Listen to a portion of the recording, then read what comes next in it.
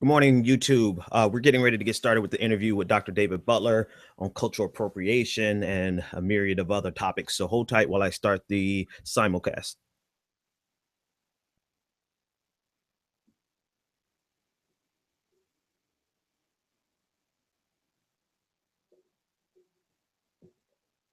And here we go. It's the Benjamin Dixon Show. Your mission, should you choose to accept it, is not merely peace in our time, but peace in all time. I have no fear whatsoever of anybody or anything. Did you think no one was watching? Injustice anywhere is a threat to justice everywhere. your mission. Suppose we go where no man has gone before. To reclaim the American dream. To be given the right of a human being to be afforded equal rights and equal opportunities. It's the Benjamin Dixon Show. If you're hearing his voice, you're hearing the voice of reason. You've certainly come to the right place. Welcome, ladies and gentlemen, to the Benjamin Dixon Show. I am, of course, your host, Benjamin Dixon. It is Thursday, October 8th, 2015. I think that's the first time I've gotten the date and time right without having to do a second try in quite some time. I'm joined this morning for this special episode, a live interview with Professor David Butler of the University of Southern Mississippi. Dr. Butler, let me first welcome you to the Benjamin Dixon Show and thank you for joining me this morning as I filibuster 1 or 2 more seconds to get your mic back on and to hear from you yourself. Thank you so much for joining us. How are you this morning? I'm doing well. Thank you for the invite for coming on. Thank you. Dr. Butler is a part of the faculty and leads the faculty actually at the University of Southern Mississippi International Development Program. The program that I'm a part of, this is a program that I'm getting my PhD in, and I've known Dr. Butler for some time. PhDs don't come easily, so we've known each other for a few years now. And the reason we wanted to do this interview actually was a conversation. I think the spark for this conversation started many years ago when you were discussing what I remember, and I may be categorizing it incorrectly, but I remember it as being something of the museum effect. And it overlaps and intersects with cultural appropriation, the whitewashing of America, of American history, of Black leaders and throughout history, and not just Black leaders, but historical figures like Christ. And I remember the conversation in great detail of how your research or how you've observed people wanting to see themselves, a reflection of themselves as they become tourists and they go to museums. And so over time, that contributes to the whitewashing of history and not just in a sense of cleaning up and sanitizing history, but the literal skin complexion of historical figures. So that's just kind of, we had that conversation many years ago, and I never forgot it. I want you to just start there and tell me what I remembered incorrectly or what I remembered correctly, and then we'll jump off from there.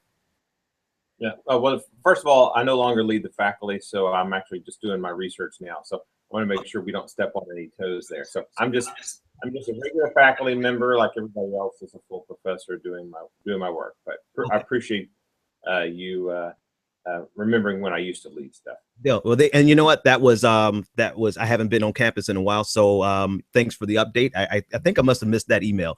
But so back. Some people say I've been promoted back to the faculty, so I don't have to do administrative work anymore. So it's a nice relief. Nevertheless, to the conversation, I still remember the restaurant, still remember the table, and it actually was multifaceted. I was pondering that this morning. You know, what actually transpired, what occurred.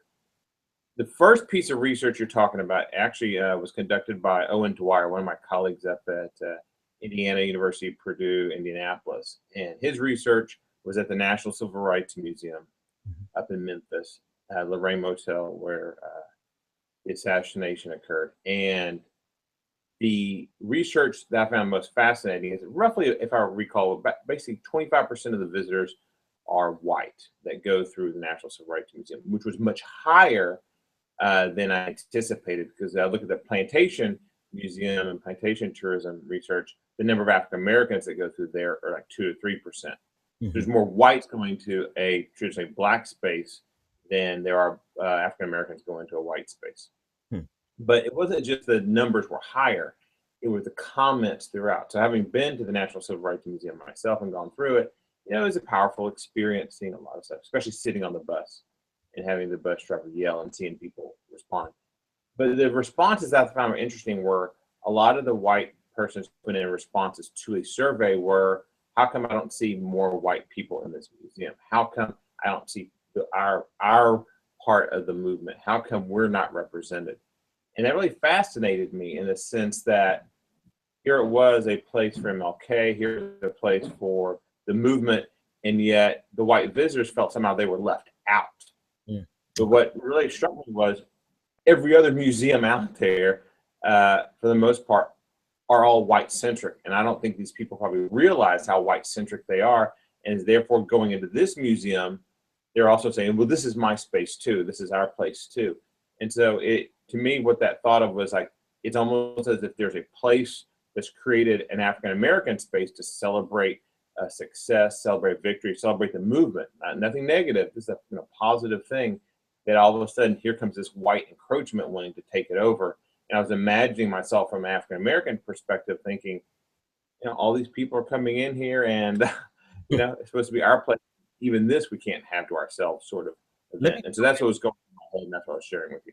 Yeah, let me jump in right there, because you've already said a lot. So this is based on research where just on the raw numbers, there were more white people going to a what can be expected to be a black space, a museum that was dedicated to the Black civil rights movement, and more white people were going there than black people were going into white spaces, plantation museums in the South, which some of my viewers or listeners may not be aware. There are quite a few plantations that are actually museums now, and people go on trips and experience it and have the opportunity to experience the plantation life, the cleaned up, sanitized version of plantation life.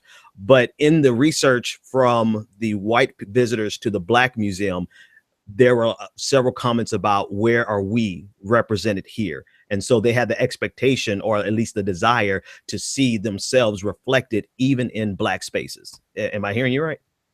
That's correct. I mean, if you think about the civil rights movement at the time, very controversial in the 60s, a lot of 50s and 60s, a lot of uprest and stuff.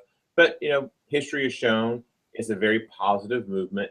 It did lead to a lot of thought, reflection on American society, how better to be more inclusive, et cetera, et cetera. I mean, it was in general, you look at it and it's been very positive.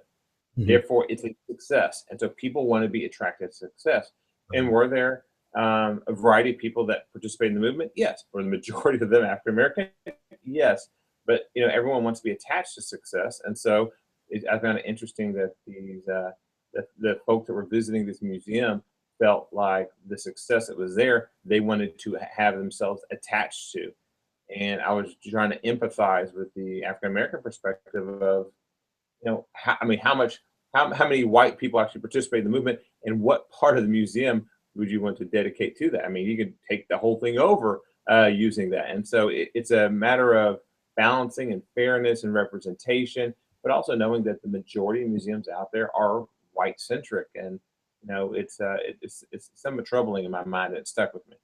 So, and that plays directly to me, the trope of the white savior complex that we see in a lot of narratives, in historical narratives, where even if we're telling a Black story, even if we're telling the experiences of Black people, we often tell it from a white perspective.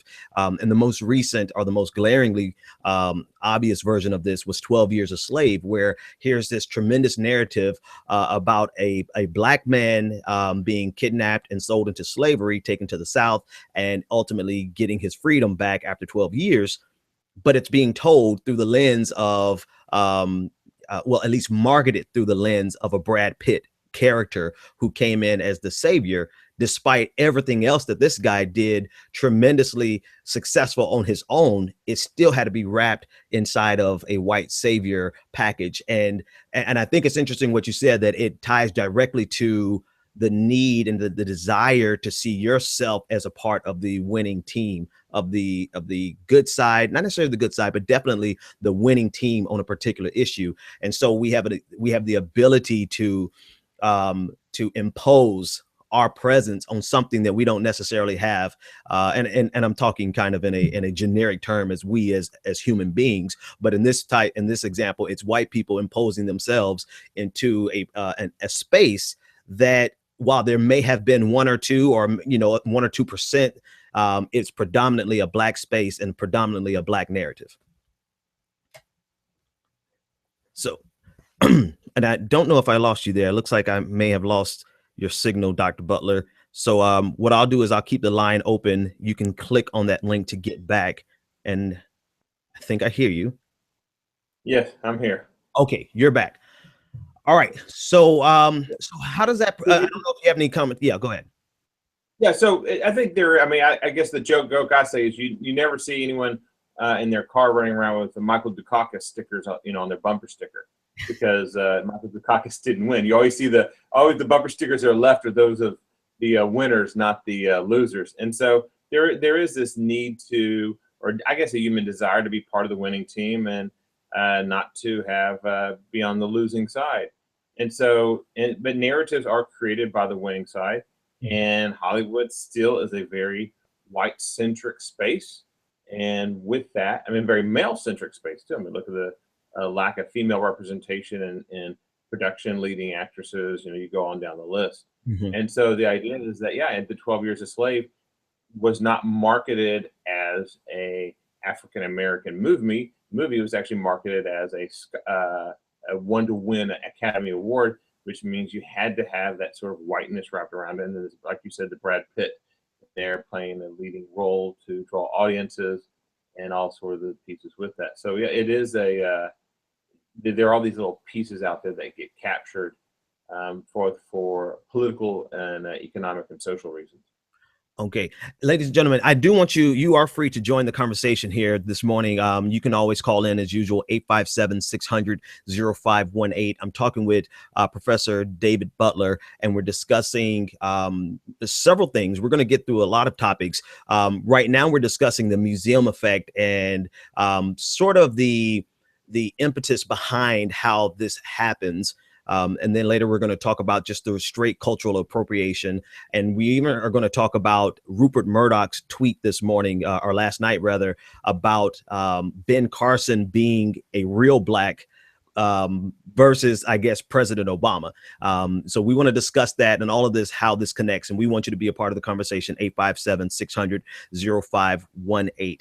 So Dr. Butler, let me go back to you on this question. Now, we see how it starts. It starts by the desire of people wanting to see themselves reflected in the winning narrative in history.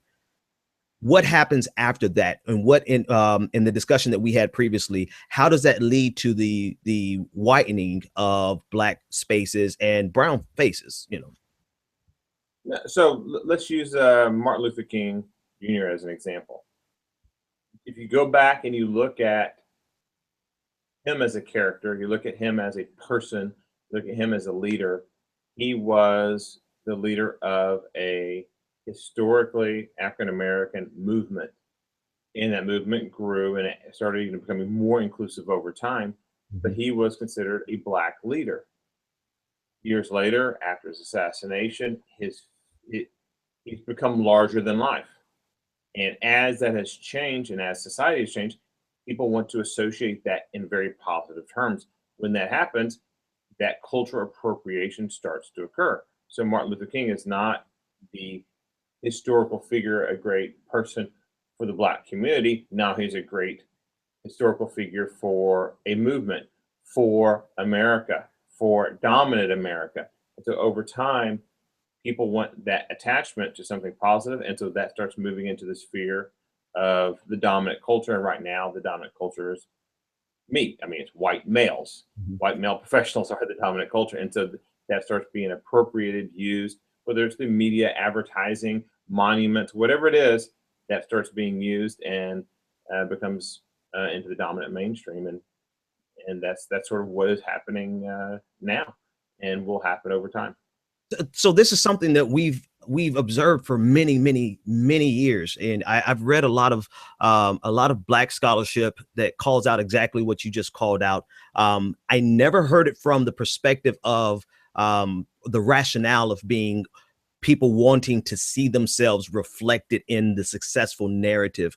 I've always seen it from the perspective of the need to co-opt a voice that was revolutionary, and the memory of a revolutionary person can almost be more potent than the life of the revolutionary person. And so even in death, they have to destroy or rewrite that person because they've become bigger than life, like you said.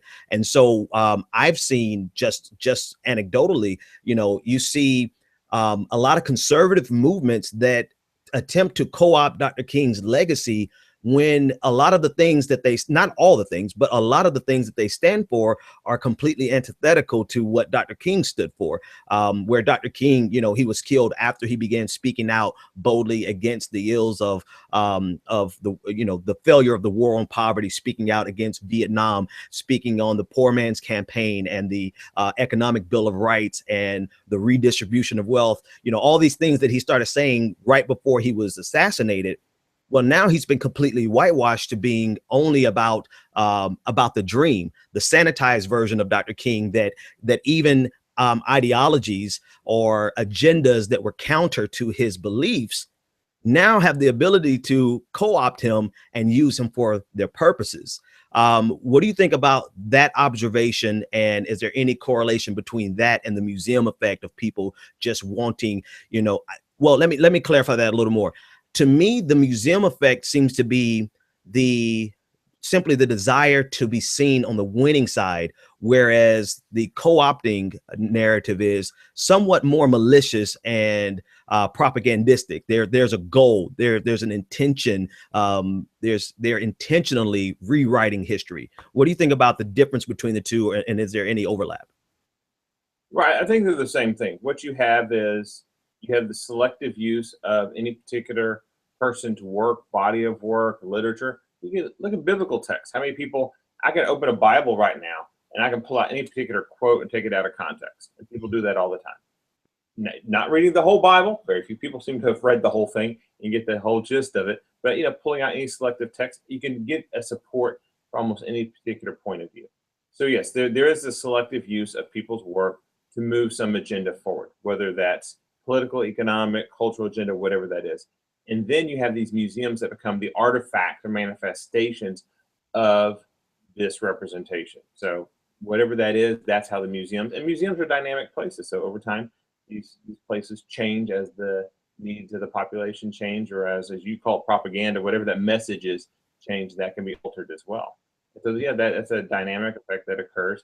Now, whether or not this is malicious, I don't think there's a malicious intent. I don't think people are out there saying, you know what, I'm going to take someone's complete work and I'm going to maliciously take it out. I just think that what resonates with the population is a quote, a poem, a 3-minute song or 2-minute song, and you putting the complete works out there, it just doesn't resonate very well from a marketing point of view. Another example, I think we talked about this during our dinner. I was in New York City many years ago and walked into a record store on the corner. It was sort of dusk. And I was like, hey, let's see what they have in there. Of course, they had their CDs. This is when vinyl was coming back, all those things. And I looked behind the counter up on the shelf, and there were 2 things up there. And they were both the Michael Jackson sing-along microphone, whatever it was. So something from the early 80s. And it was like a little microphone. It was Michael in his early years. And, you could actually, I guess, use it like a little karaoke machine and so on. There were 2 boxes of it up there, though.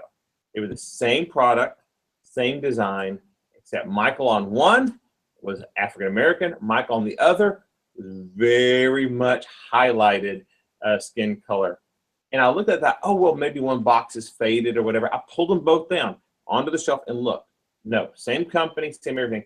It was a deliberate marketing campaign that Michael, darker, that went into certain stores for certain communities, for certain demographic, And Michael, very much lighter, clearly went to the Toys R Us's in the suburbs or wherever it was. And so whoever it was marketing this product knew Michael Jackson, who was a part of the, Jackson 5, who was a Black family singer, etc., who moved mainstream, who now becomes a national pop culture item. There was a thought or a need from the marketing point of view to lighten him up, so there was that connection, empathy with a greater population besides just Black youth. And so even that, back in the 80s, seeing that in that record store, nostalgia in the record store, seeing that, these are deliberate attempts to meet certain demographic niches. And the niche is, I need to see myself in there. And therefore, if the skin color is too dark or too light or whatever, I have a hard time making that connection. And that's what happened.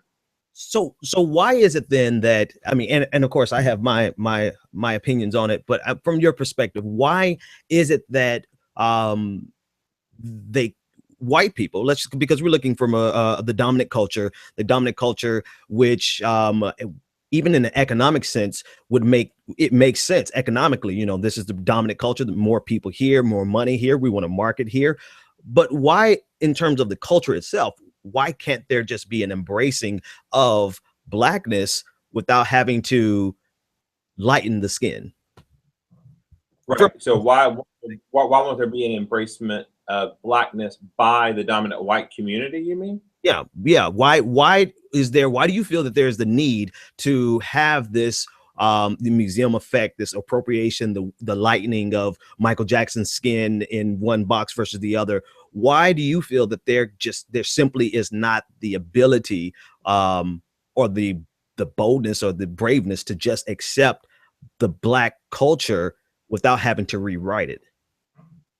Right. Well, I think there's multiple layers going on simultaneously. So let's just talk about hip hop. Mm-hmm. So hip hop, again, started off primarily in the African American community. It became successful. Then there was some white appropriation, but there was also Black pullback as well. And so now when you think of some of the artists, like the Eminems and stuff, mm-hmm. there is this argument that he appropriated some of this music or has, jumped in there. But at the same time, it was also seen as counterculture. So embracing the Blackness was sort of a rebellion of youth to go that direction. So I think there is an element of embracement, but I think there's more of a mixing going on, and what comes out of that mix on top is often the dominant culture. That said, let's turn the tables. I'm going to sort of turn the tables on you. Think about during segregation, in particular, some of the research conducted with my colleague Perry Carter and stuff we've chatted about. During segregation, using travel agents, for example, or any other stuff, haircuts, you go down the list. You had to go to an African-American barber, you had to go to an African-American store, you had to go to African-American travel agent, and then the whites obviously went to theirs.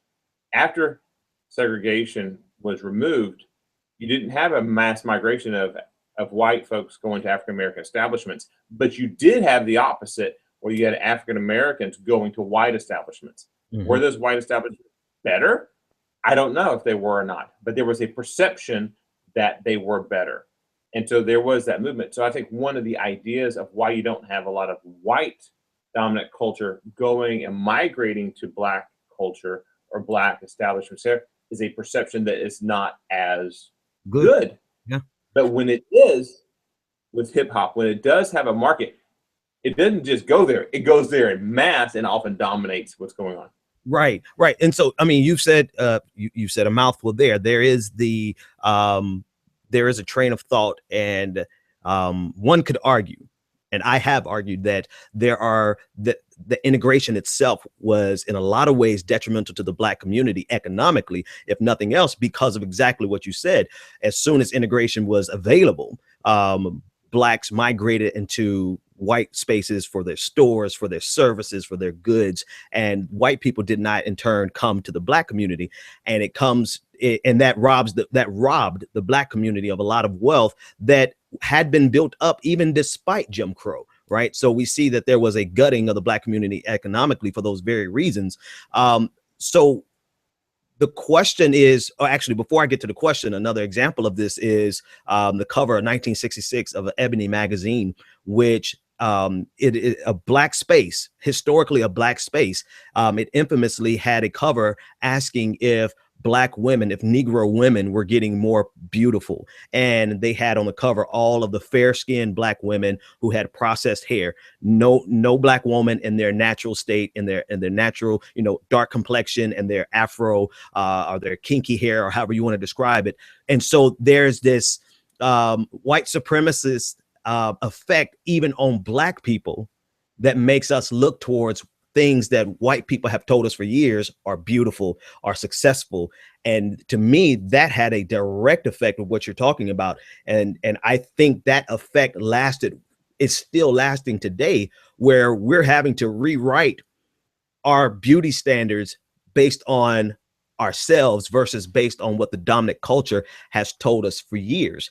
So you're saying, and if I'm hearing you correctly, are you saying that it was not only black people who left blackness and went to consume whiteness, but white people just stayed there and didn't feel that there was anything that blacks could offer up until something like hip hop came around, where now here's something that's so lucrative, so successful, that not only do they come in, but oftentimes they want to dominate that space as well. Am I hearing you correct? I mean, I know I think that the tail end of what I'm thinking I'm hearing. Is that a fair estimate?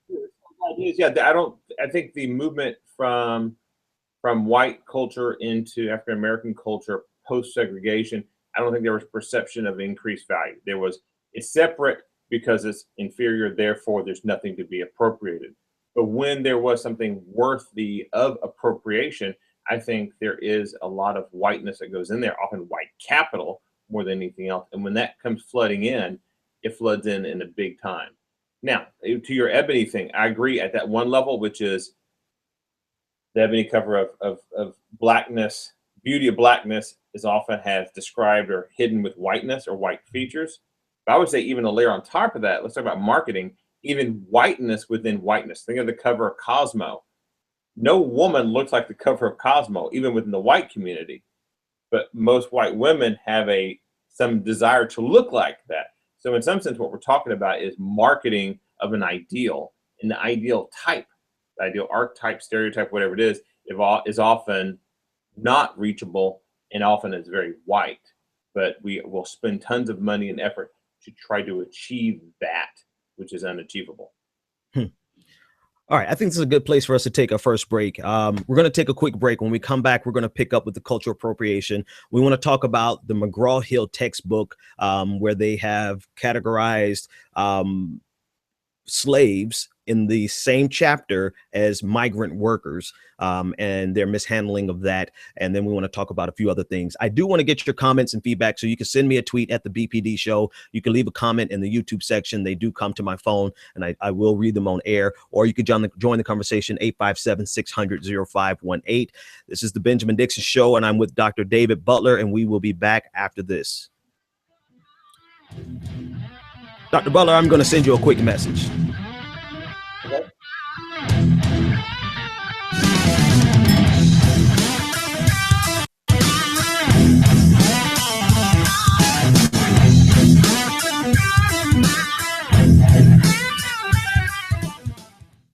When you're ready to lose weight, why count, track, and worry over every meal? Jenny Craig makes it simple. Just walk into a neighborhood Jenny Craig center or give us a call. You'll meet your dedicated personal consultant who helps you reach your goals. Together, you'll pick out delicious Jenny Craig foods that you'll love and design a menu that fits your life. And the best part is that you can get started losing weight right away. Don't wait any longer to take advantage of our best offer ever. Call 1-800-JENNY20 or visit jennycraig.com. This is the sound of salmonella gyrating on your undercooked chicken. And it looks like Mom might be taking it out a little early. Don't let salmonella get funky with your chicken. On average, 1 in 6 Americans will get a foodborne illness this year. So use a thermometer to cook each type of meat to the right temperature. Keep your family safe at foodsafety.gov. Brought to you by the USDA, HHS, and the Ad Council. On the next episode of Recipes for Disaster. I'm making beef sliders for my friend Sandy. Nana taught me to always pull meat off the grill early so it's extra juicy. Use a food thermometer to ensure ground beef is 160 degrees. or you could make people really sick. Sandy didn't think twice about the sliders she ate until yoga class, when a nasty case of food poisoning turned her downward-facing dog into upward-moving lunch. Watch Recipes for Disaster at foodsafety.gov and learn the steps Maria unwittingly leaves out. Brought to you by the USDA, HHS, and the Ad Council. When I grow up, I want to be a new pair of blue jeans. When I grow up, I want to be a kid's first computer. I want to be a bike that races around the country. I want to be a bench on a forest trail. When I grow up, I don't want to be a piece of garbage. And if you recycle me, I won't be. Give your garbage another life. Recycle. Learn how at iwanttoberecycled.org. Brought to you by Keep America Beautiful and the Ad Council. Welcome back to the Benjamin Dixon Show. If you're hearing his voice, you're hearing the voice of reason. Welcome back, ladies and gentlemen. Welcome back. Okay. Have my first comment from the internet show. This is from Cliff. Cliff says, I disagree. I think a lot of people take black and brown culture intentionally with negative purposes. Sometimes it's done to appear more cool or in style with black inner city kids, but hate the black people they got it from originally. The embracing of lighter skin versus darker skin is the slave master syndrome of only liking minorities looking similar to slave owner and colonizers, which turns into creative colorism. He says a lot in there, particularly that first part. The first part I agree with definitely in terms of we see this all the time, especially today, where where the dominant culture will simultaneously take from black culture. And so, at the same time, I already said simultaneously, but at the same time, will hate that very culture. The best example of it is this entire episode with, I believe her name is Zendaya, a former actress on Disney Channel. If I'm crediting her wrong, you guys just tweet me and correct me. I know you will. But where she had braids, she had dreads. And when she was wearing dreads, someone made the comment that she looks like she smells like a certain type of oil and weed, right? In a very condescending, insulting way. But then you turn around and you have someone like the young Kardashian girl wear the same exact type of dreads, and it's all of a sudden posh and beautiful and stylistic and something to be desired. Or we see it with the butts, with the large butts that black women have beautifully had forever, was always derided. And then now, I think it was Vogue magazine came out and said, is this the, Kim Kardashian and someone else, and Iggy Azalea, I believe, have brought big butts into style. I'm paraphrasing, obviously. What do you say towards that simultaneous love and hate, where they want what we have, but then they simultaneously hate where they got it from? Yeah, well, I haven't done any research on butt, so I can't speak to that piece. Whether you know it or not, you've done research on butts, so go ahead. I can assure you I've not done research on butts. Nevertheless, I actually didn't even know who the Kardashians were until just recently, so that should tell you how out of popularity and mainstream culture I am. Nevertheless, whenever you appropriate something, you can either appropriate it and give full credit for it, or you can appropriate it, ignore where you got it, which is also called stealing, I think, in most places. And so there probably is a level of both. One is appropriating, giving credence to where something came from. And I suspect there is another element of wanting to ignore or hide or bury where it came from, because otherwise you have to pay royalties or give feedback for it. If you give credit for something where it comes from, and it's not something you want to acknowledge, or something that may seem somewhat negative, then yeah, I mean, imagine something emerges that's very neato or something out of some prison place. You don't want to go, hey, straight from prison, here's the goods that you can have. I mean, it'll have a negative connotation. So instead, you say, came out of deep jungles of Nepal or in the Himalayas near Tibet or something, some made up place that would have some more positive connotation.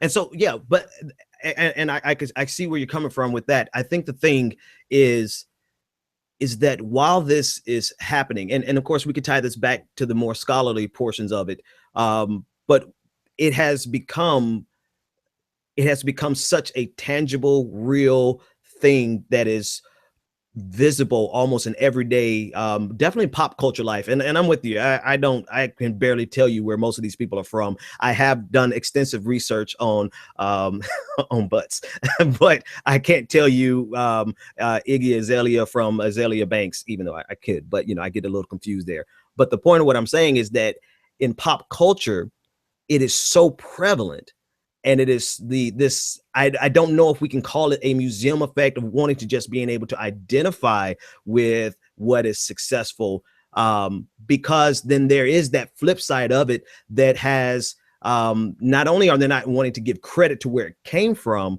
but it is actually viewed with disdain. It's this love-hate relationship. And the best way I could sum it up was a tweet that I read from Jamila Lemieux, I can never say her name right, but she works with Ebony Magazine. And she said that so many people want our blackness, they want our soul, but they don't want our pain.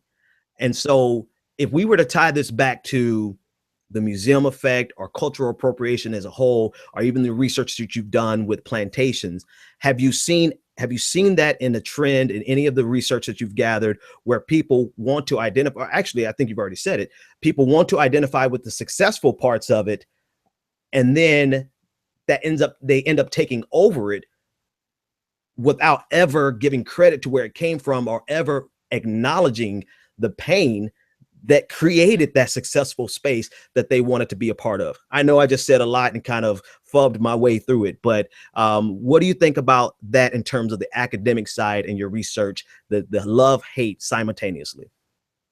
Yeah, that's not really something I've explored, and it's really something that's really hard for me to be honest, to put my mind around. I mean, I do study this cultural appropriation and these visitors and what they do, but the idea of hating someone is just sort of almost beyond my grasp. It's hard to really get into my mind space of why you would hate a person or a group of people with such a broad paintbrush. And so it seems sort of odd. I know there are hate groups and people that thrive on hating people for no particular reason, and too often they show up in the news when they do horrible stuff. But to me, that's irrational. Let's take the word hate off of it, right? Let's just put it in very simple terms of this good, and then the same thing is bad. So good versus bad, right? When I do it, it's good. When someone else does it, it's bad.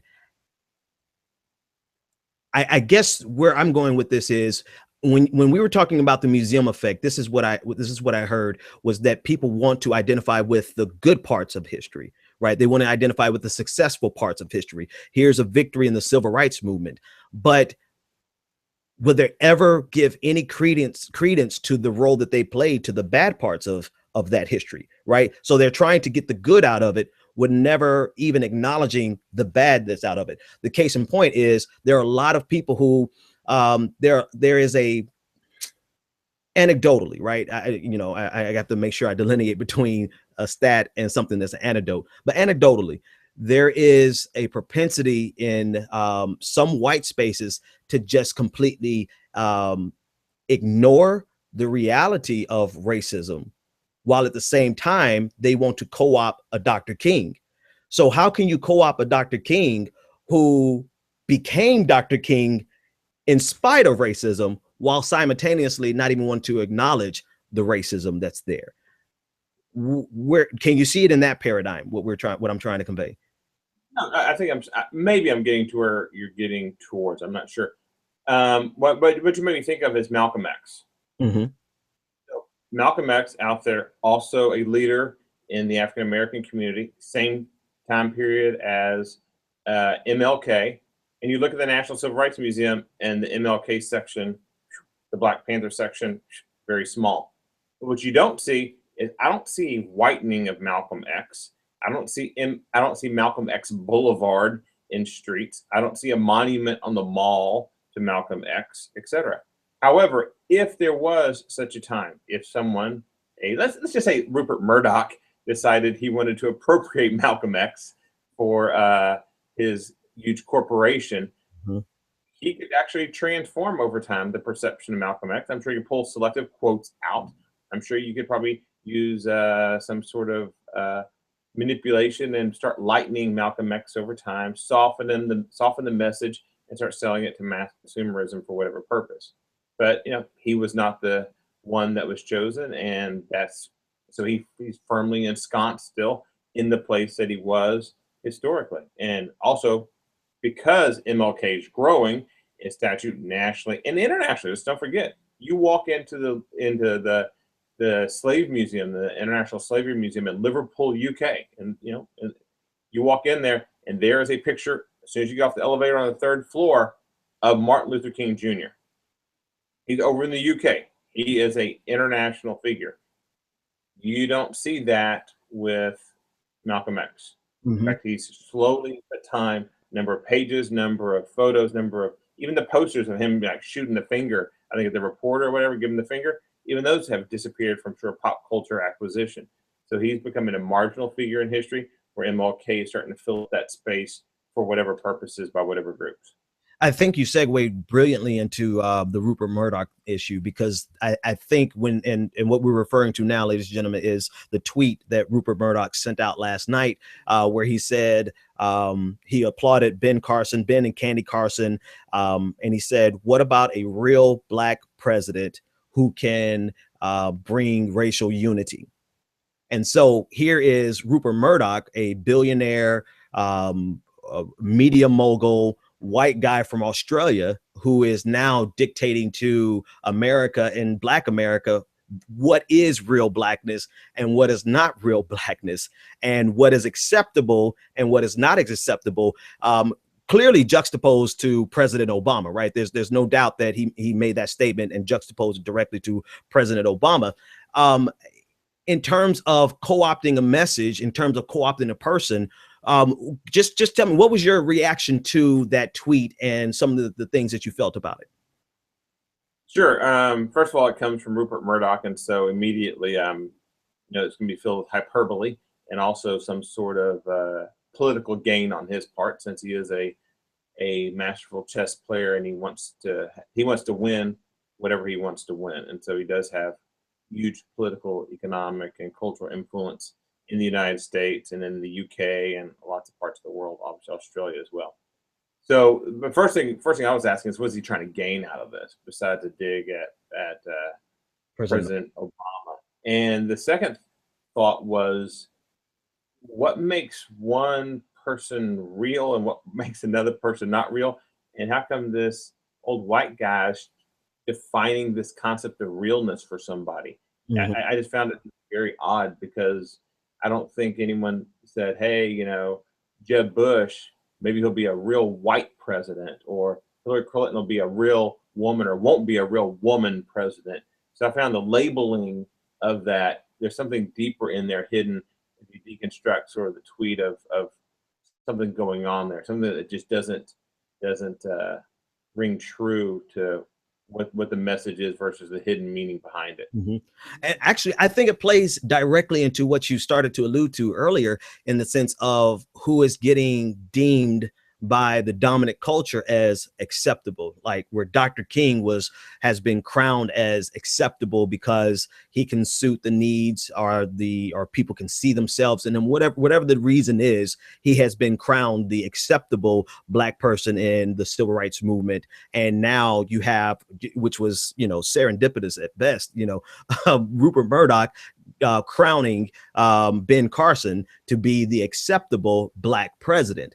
I think it plays directly to that desire by some people to clearly indicate or control what portions of Blackness can be acceptable. Now, with Rupert Murdoch, clearly there's a right-wing conservative agenda that goes along with him. But besides the political agenda, it spoke large social cultural implications to the fact that this is nothing new, right? It spoke to me in terms of history. There's always been that control of the dominant culture being able to prop up one and tear down another. And it was like, I know we discussed having this conversation, but when I saw that tweet last night, I'm like, this is exactly the same case of, we can prop up historically in a museum. We could prop up a narrative that is comfortable. We could prop up something that is palatable to the dominant culture, and tear down simultaneously that type of blackness or that type of otherness that we simply can't find or palate or handle. So without going into the political implications of it, because I'll save that for my show tomorrow, because I have plenty of understanding of what he's trying to do from the conservative point of view. But just culturally, I thought that was I thought the timing could not have been better for our conversation. But then it was just such a blatant example of here, Black people, this is the guy you should like. And here, Black people, this guy is not really the guy that you should like. And I've seen that so many times throughout history. You want to say anything about that before I move on to the next question? Yeah, it's actually it's as much about being president of the United States as anything else. Mm-hmm. The idea that somehow, I mean, part of the tweet was, if Ben Carson is president, he can, handle these racial issues that Obama could not. So obviously that was a slight at President Obama for all race relations in the United States not being solved under his two-term presidency, as if that was a magical thing that was going to happen after hundreds of years out there. But the idea that a person of darker skin color, that is their role as president of the United States, I find to be very limiting and somewhat insulting, to be honest. Because as president of the United States, you represent the whole country, and in some ways, you represent everyone and no one simultaneously. You do the interests of the country over the people, or you represent every single person in the country. The idea that Ben Carson, I mean, nowhere is it he's going to represent all the neurosurgeons of the world. Finally, a real surgeon. Finally, a real whatever. I mean, no, they use skin color only. And I think that's very limiting towards the person, that is what's being seen and not other attributes that are there. Yeah. I mean, absolutely. I mean, that's the Rush Limbaugh, not to bring him up, but I will. Rush Limbaugh, when many years ago, early in President Obama's term, he made the comment about if President Obama can't, no, actually, this was during the election cycle, 2008, where they were trying to get votes for the bailout, for the stimulus package and the bailout. And Rush Limbaugh said this early on. He said, if President Obama can't get and win over the CBC, the Congressional Black Caucus, then what good is he, right?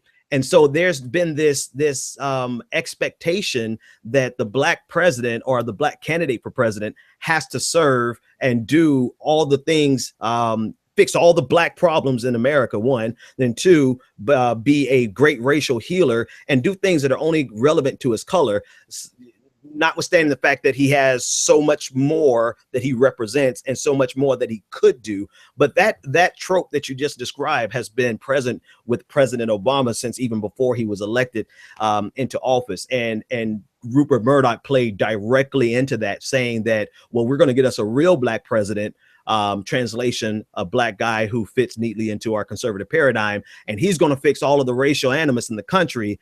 Translation, all the people who've been creating dog whistles and racial animus in the country over the last few years, we just didn't like President Obama, so that when Ben Carson gets into office, everything will be better because we like him, because he fits our agenda. I didn't really want to go too much into the political side of it, but if you want to, we can dig into it more, because I think it just speaks volumes of the power of the media machine that Rupert Murdoch controls, and the quickness with which they can prop up somebody and simultaneously tear down somebody. Whereas we've seen the appropriation of Dr. King happen over a series of years. Right now, it's like it's in real time. We see where someone is propped up and another person is torn down in a matter of seconds online. And before I move too quickly, I don't know if you want to drop anything there. Oh, sure. Let's do a thought exercise. Let's remove the racial card and let's just walk through the same model. All right, Hillary Clinton becomes the nominee, or Hillary Clinton becomes president. Now all of a sudden, all women's issues are in the realm of the presidency. So women are paid less than men. Women are mistreated. Women are disempowered in certain areas. They're discriminated against. There's sexual harassment. All those now become presidential issues, where under a Jeb Bush presidency, they would not. or under a Ben Carson presidency, they would not. Exactly. So the idea of, but if it is a white male in the president's sitting in the president's area, all of a sudden it's not all white male issues. It's not like, finally the white male anger is going to be handled because we have a Jeb Bush in there. So it's a double standard. If it is someone that's other than a white male in there, the issues are token to the woman, the man, the skin color, whatever it is. If it's a white male in there, statesman, no matter however you look at it. And so there is this double standard giving primacy or privilege to a white male who's historically held that office. I like that exercise, particularly because it exposes the hypocrisy,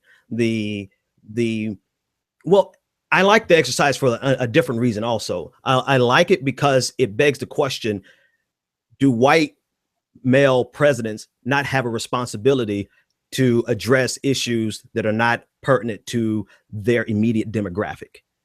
And if that's the case, then we have a much bigger problem here in the United States than something that a woman president can fix for women and a black president can fix for black people. And that speaks directly, in a reverse way, it speaks directly to the core problem, which is not only the pandering and the disingenuous nature of this entire conversation of the things that a black president should have done, but also to the fact that there are so many stumbling blocks that these very same people have placed in the way of a black president, and that they would simultaneously put, or next they would put in the same way of a female president, from keeping them getting anything done, that would keep them from accomplishing any goals that would not only be beneficial to their particular demographic, but would be beneficial to the broader nation.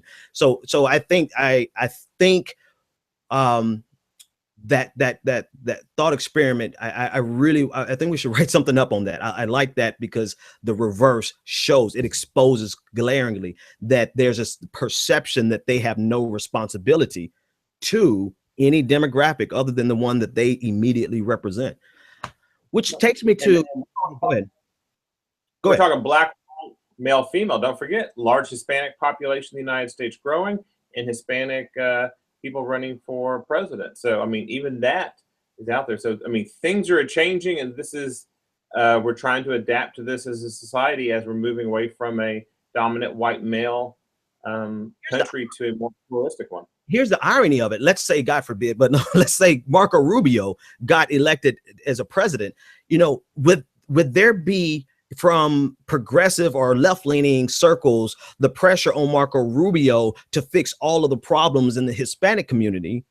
Would that pressure come from the right wing and say, Marco Rubio, now you need to go in and fix all the problems for the Hispanic community? Or would he get a pass because he represents the dominant culture? He just has a Hispanic face on that dominant culture. Yeah, ironically, you're using the word pass, right? Does he get a pass or is he passing, right? So Hispanic community has been very interesting because it depends on at what time in history are they considered part of the white dominant culture, or are they considered a minority culture? And it's literally been moved in the census by different states to be, you know, basically Mexican Americans, which is what they were part of, counted in the white census, and then they were given a different category, minority status. And so, yeah, that would be a very interesting question. I suspect any issue associated with Hispanics, no matter where they come from, whether it's a European or Latin American, Central American issue, or in the United States, all those will be somehow related, saying, hey, this is the president that's supposed to handle these because he is part of them. And the reality is, no, I mean, all these issues are presidential issues, or none of them are, depending on what your politics are, but they represent all the people: male, female, Hispanic, white, black, Native American, Asian, you know, transgender, whatever you want to call it. All of those are Americans, and all of them are issues out there. And the bully pulpit is a powerful place for which people to speak. Let me circle back to a question from the internet. We have some people who are analyzing our conversation particularly. And this is from another guy named Ben. Ben puts it like this. Ben wants to, and he's talking about our dialogue, and I like this question. He thinks that perhaps you and I are talking past each other, in the sense that you, Dr. Butler, trying to express that this is a function, and we're going back to the cultural appropriation, blackness, and co-opting blackness, that conversation that we had. He says that, I think that Dr. Butler is trying to express that this is a function of the dominant culture across most dominant cultures across time, whereas Benjamin is trying to express that this is an issue specifically between white and black people in America. I see what he's saying. Do you see what he's saying? Yeah. What do you think about what Ben's question? Well, the answer is they are both simultaneously. So yes, this is a dominant culture issue. And right now the dominant culture is white male, Protestant, whatever in the United States. And so that is dominant culture that will try to hold on to its authority and power influence as long as possible. Okay, true. Go back to Rome. That was true, back in the BC era. But at the same time, how is that manifesting now? It's manifesting through struggles between representation at, on television, media, political figures, education, entertainment, you name it, out there between whites and blacks, males and females, Hispanics, all the way through. So yeah, we're seeing a microcosm today of a larger pattern and trend that's been out there. Yeah, let me here. I agree to that 100%. I agree. Let's give that one an applause. I would have to concur. I'm speaking specifically from the right now experiences, which, like you said, would be a microcosm of of patterns that we could probably find throughout history. So yeah, I don't think we're talking past each other, but I do appreciate that comment, because I want to make sure, I want to get all of your comments and all of your questions. If you want to join with a phone call, 857-600-0518. But I particularly like that question because it really brings it into the fact that what we see happening now is something that can be observed through history, and people experience it through different ways. Whereas Dr. Butler, you're experiencing from an academic perspective, and you even said earlier that you can't really wrap your head around certain things that I was saying.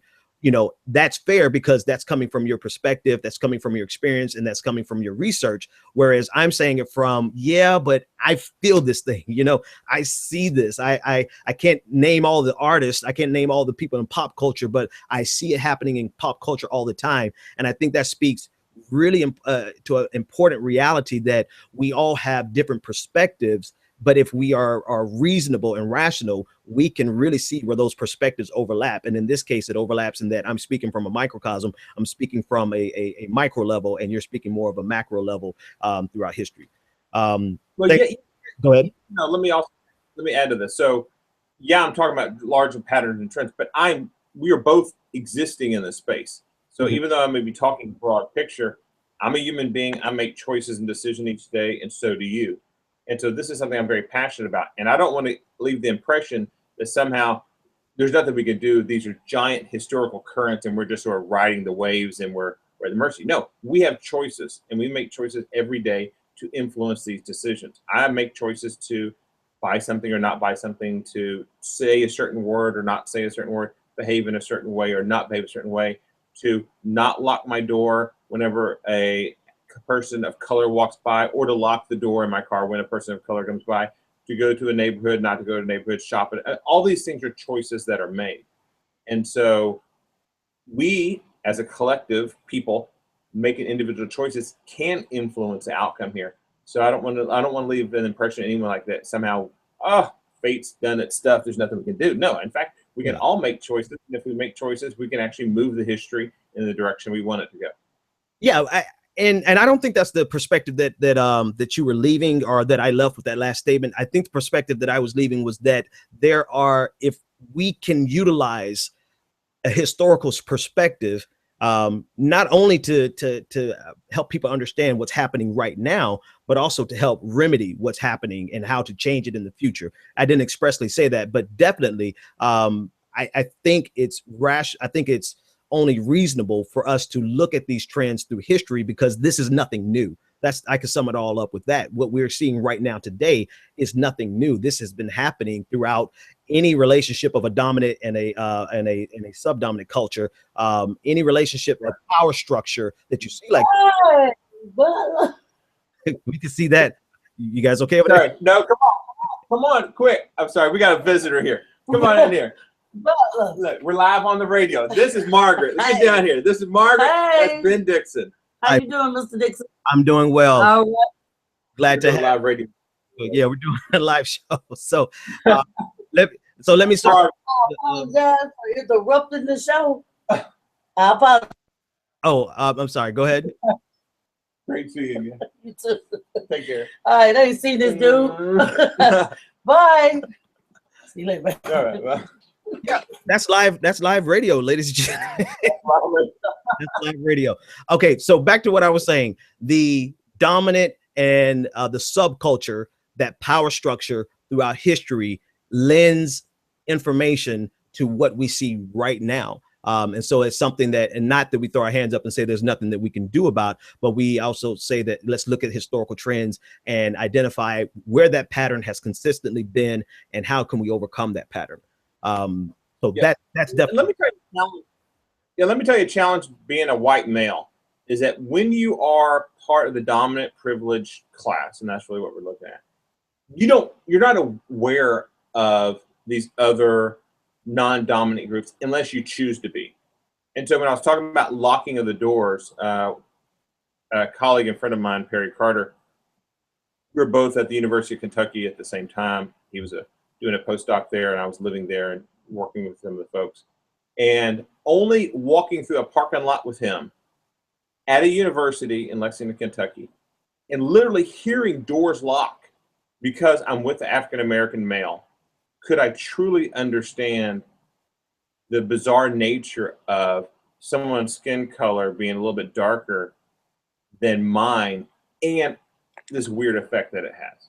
Because as a white guy, that never happened to me. Only walking with my friend did that occur. And could I then say, with a level of sympathy and empathy, this is nuts.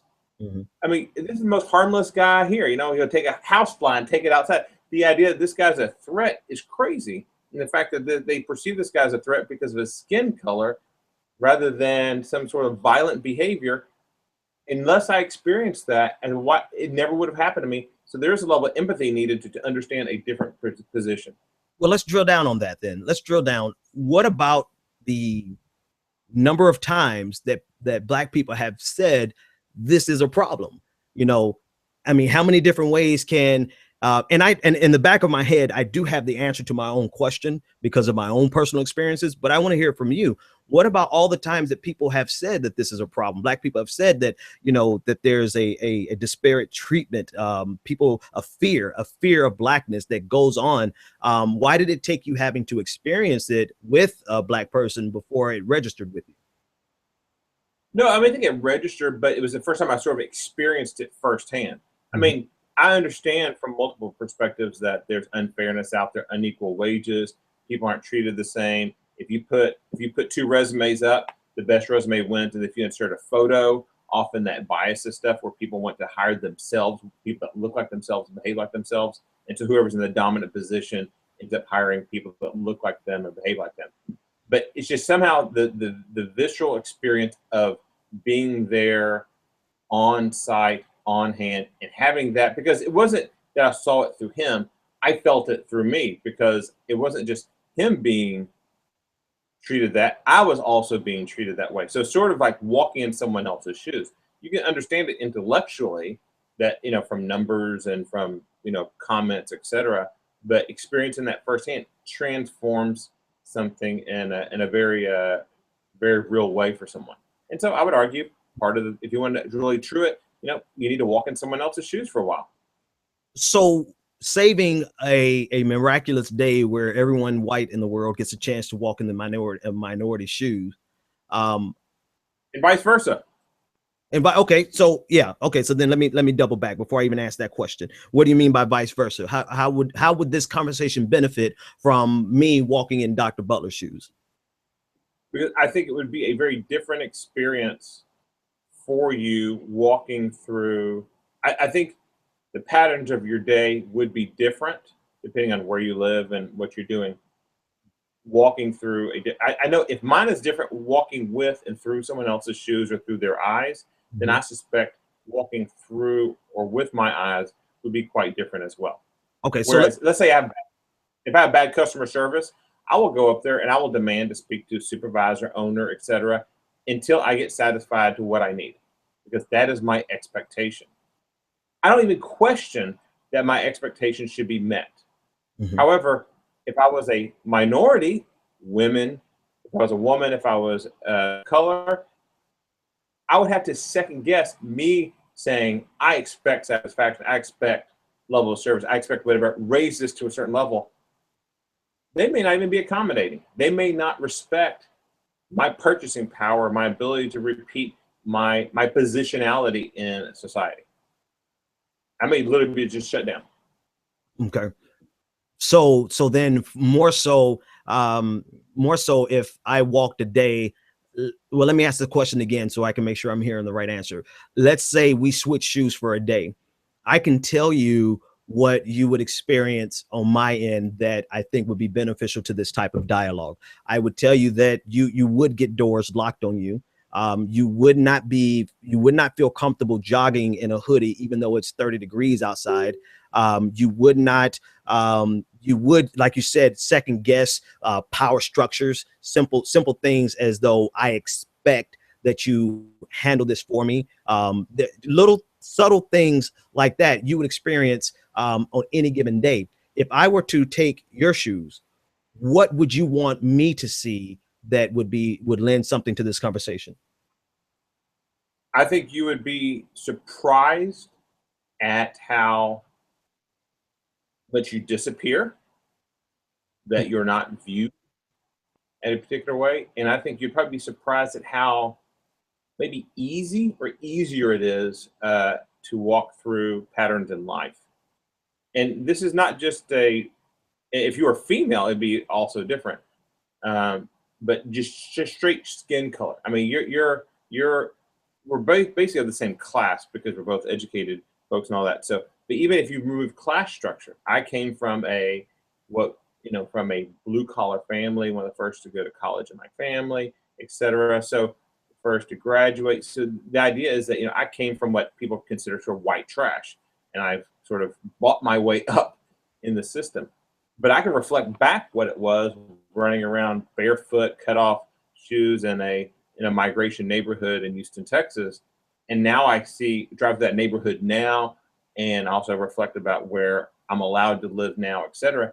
And it's quite different. So I think you would find the world to be somewhat surreal walking through my shoes, not from a class perspective, but definitely from a skin color perspective, and what deference would be given to you, what you say and how you do stuff, and probably the struggle, small little subtle things that add up over time that you have to be worried about. Wearing the hoodie, for example, you'd be surprised at how easy it is and how smooth it is to go through dominant society. Well, I mean, I think that's the whole. I don't think I'd be surprised. I think I would be. It would go right in line with what the entire conversation is. The reason we're having conversations across the nation like this, in general, is because we're saying that we see.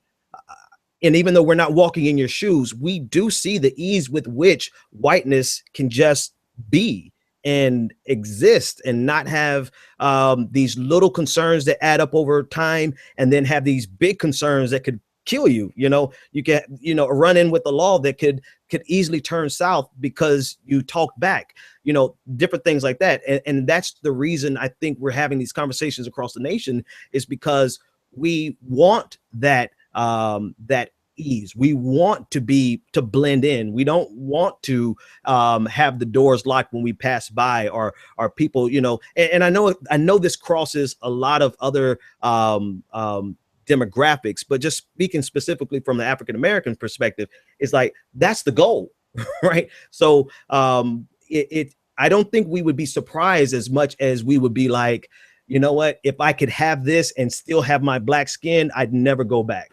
I would never switch to being a part of the non-dominant culture because of the ability to simply blend in and never have to worry about those little things that add up, and then sometimes those big things that could just, come out of nowhere. Yeah. I'll let you get the last word on that, and then I want to ask you about the McGraw Hill book. Yeah, no, I think what happens, I mean, again, being somewhat empathetic is the small things add up over time and they wear you down. I mean, quite simply, it just wears you down. And though I have stresses and struggles of life, etc., all these come from decisions and all that. The very few ever come from the fact that I'm a white male professional. I mean, I don't wake up in the morning going, gosh, you know, if I could just wake up and not be a white male professional, my life would be so much easier. A white male professional in the United States, that's the global hegemon.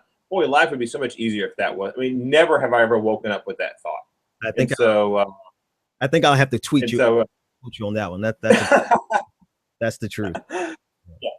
And so the idea is that those little aggregated small things, whenever I go somewhere, I'm not worried about, you know, it's not like, hey, I'm worried about, you know, power authorities challenging me, because I feel privileged enough to say, you challenge me, I have rights, and I will use them to my maximum ability. Don't think I won't quote the law. Don't think I could go hire, you know, a handful of attorneys to take you on, sort of thing. And so there's never, it's never been a problem. And so I don't have those little things that add up over time into something that's huge, sitting on the shoulder, sitting on your head, or like you said, potentially life-threatening that come out of nowhere. Just one final story. When I was at Texas A&M, my alma mater, Giga Maggie's, one woman I worked for, African-American woman, super great, I mean, she's just a really nice lady. And we talk racial issues. I've always been interested in this. And she said she always taught, she had a couple of sons. She said she always told her sons, whatever happens, if they're ever pulled over by the police, this is what you do. You're super polite, you follow all these rules, etc. And I was like, why? I couldn't understand why she was educating them on being pulled over by the police. And again, you know, I was, you know, 18, 19, 20 years old. I was a little less experienced then. And what I realized was she's saying this probability of being pulled over by police, very high, just because of skin color. And number two, chances of you and the chances of something happening to you by being smart aleck teenager is much higher as well. Therefore, for self-protection, here are the things you must do, as if they're going into a foreign country. Get your shots, don't look at somebody, hold your passport here. It was almost like traveling for safety sort of scenario. And I found that conversation very enlightening, that never did my parents ever have to tell me, by the way, when driving, when you're pulled over by police, don't smart aleck, don't do this, or they'll handcuff you and I'll have to come bail you out of jail because your skin color. Yeah. So these are conversations I never had because they weren't necessary, but here they were in the 1990s that are still being had because of that safety issue. Right. That was a conversation that I had with my parents. And the goal is that I don't have to have that with my son and my daughter before they get driving age. That's, I think quite literally that could be a tangible goal that there would come that time. One thing that I experienced differently as an adult than I did as a teen, because as a teen, I got pulled over when I was in college in Daytona Beach. I was one of the few freshmen with a vehicle because it was a very small college. I got pulled over every weekend. Every time I went out, I got pulled over without question. I don't experience that as much as an adult, but as an adult, I experience it differently. I experience it as kind of the pat on the back or the pat on the head saying, oh, you're such a good, you're a good this, oh, your family is beautiful and you guys are so, this and that. And at a point it becomes, it does come from the years of chips building up on my shoulder and the years of this police encounter could go south. But it manifests today in the fact where I just don't want you to I don't need your approval. I don't need your pat on the back. I don't need you to tell me, oh, your kids are so well behaved. I don't need you to tell me you're such a good father. It's kind of like, I don't want you to tell me anything anymore. Just let me blend in. I don't want to stand out. I don't want to be the good model of X or the good model of Y.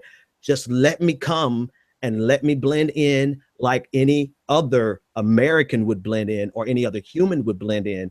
And I think that goes back to your comment of, if I was white, nobody would come in me and say, oh man, you're such a great this, or your family is so beautiful, or this, that, and the other. And I don't know, maybe that's just, like I said, the years and years and years of having to worry about our perceptions and how people perceive you in their space and whether or not they have to having to make them comfortable. That's the other thing that you would experience if you walk today in a black man's shoe or a black woman's shoe, is the thing in the back of your mind that says this white person is probably uncomfortable around me. How can I make my space more comfortable for them? And then after a while, you just say, to hell with that, be uncomfortable. You know, it's those little things like that that are that I don't think I've ever said out loud before today. I'll let you get the last word on that. And it's funny, you're saying that being pulled over by police today, you know, you're treated as this token, idealized family of good behavior, not unlike Rupert Murdoch suggesting Carson is this ideal model of a black president. So it's the same pandering that's going on. But, you know, Margaret, who just came in here, going back to making people feel comfortable. You know, Margaret's one of the workers here at the university, and, you know, she cleans our building, one of the people that cleans our office. You know, it's easy for people to sort of not see them. They're forgotten, as it were, you know, make them invisible. You go to a restaurant, and if you're served by certain people or anybody, you know, sometimes the goal is you never see them, never notice them, sort of thing. But there's a level of problem with that, of not seeing these people. And so I go out, you're saying as an African American, you're like, how am I making these people feel uncomfortable? And eventually you say, forget it. I go the opposite way. I'm saying, I know I'm a white male, and therefore I know I'm in a privileged position. How can I make everyone else around me feel comfortable around me? So I go out of my way to get to know everybody and make them feel comfortable to where they can knock on the door, walk in and give me a hug because they haven't seen me in a little while, and get caught up. And so that's sort of my goal, knowing my privileged position. I think it's part of my responsibility in a privileged position to do that, to help represent that, and to make people feel comfortable and not just walk around with that presumption on me. So where I'm saying to the point where I want to be left alone and just blend in, you're saying that from your perspective, it's almost like you feel that you should make your space more comfortable. And so it's like we're doing the opposite things. And so maybe I came in, I wonder if I've ever come into a room with you where I just wanted to be like, you know, just don't say anything to me. Just leave me alone. I'm just another face in the crowd. And Dr. Butler is like, hey, Ben, hey, how's it going, man? That, you know, trying to make me feel comfortable. You think there's, I'm sure at some point there's been a clashing of competing desires to just exist. That's what I think I'm saying. Let's go back to the dinner conversation way back when. You know, it wasn't an accident that, you know, well, probably an accident we sat next to each other, unless you just thought, you know, I was a great company person to chat with. But nevertheless, you know, our conversation, you know, some of the conversation stuff I wanted to have with you were because you have a unique position as an African-American male, as a white male, I don't. And some of these issues that I was passionate about, I thought you may be. The reality is you could have said, I don't give a crap about that stuff. I just want to be left alone. I don't want to talk about these issues. I think it was more the Grand Marnier, the drinking that we were doing that night. But I didn't forget the conversation, obviously. 5 years later, yeah. So no, remember the conversations. Yeah.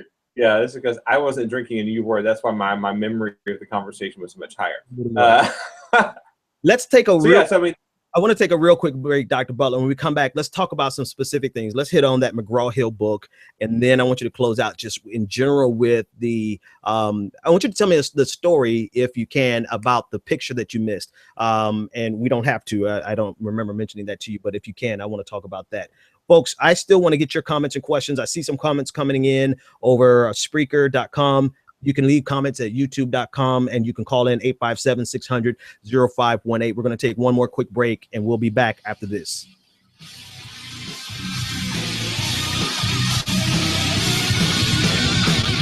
You're tuned in to The Benjamin Dixon Show. Join the conversation, 857-600-0518.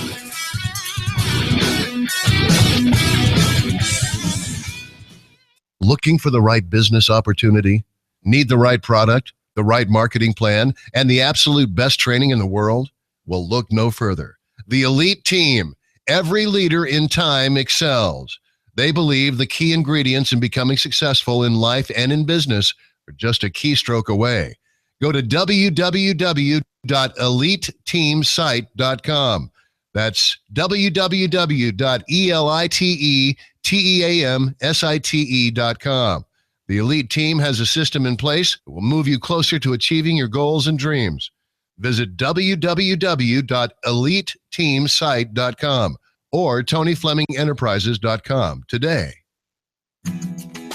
College is important, but it can also be expensive.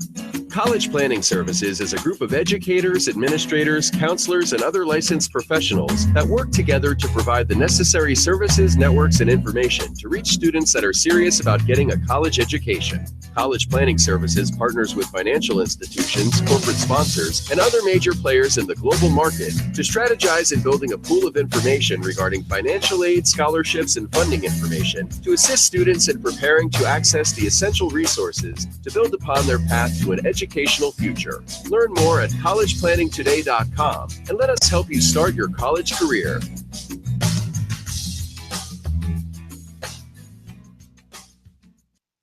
Do you want to take your business to the next level?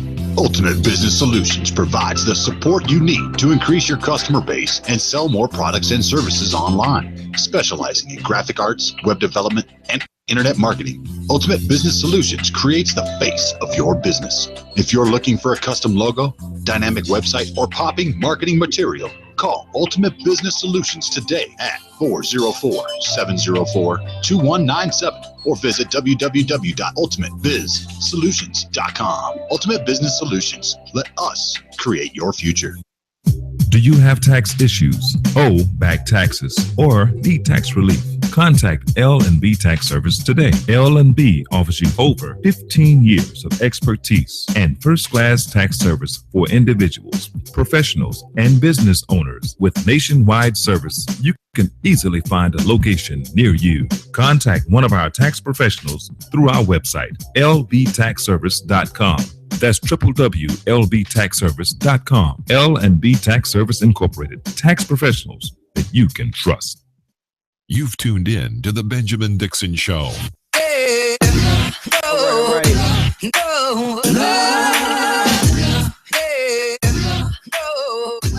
All right, ladies and gentlemen, we're still broadcasting this interview, and I'm thinking that what I'll start doing on occasion is on Thursdays, doing more interviews like this with different scholars, different leaders, thought leaders, and just changing the format on Thursday, particularly whenever that opportunity presents itself. But today I'm still speaking with Dr. David Butler.